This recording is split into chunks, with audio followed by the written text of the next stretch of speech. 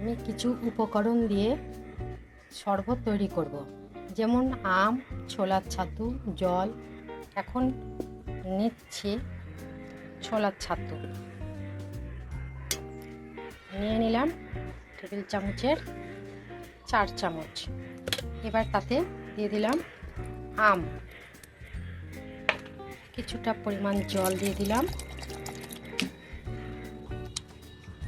Bit লবণ দিয়ে দিলাম। এটাকে এবার গ্রাইন্ড করে নেব।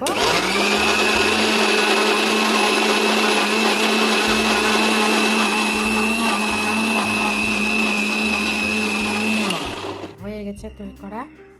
এবার খুলে দেখি হয়ে গেছে, তৈরি হয়ে গেছে এমনি করে। এবার এতে কিছু একটা জল দেব, দিয়ে এটাকে একটু নেড়ে চেড়ে নেব, গ্লাসে ঢেলে নেব।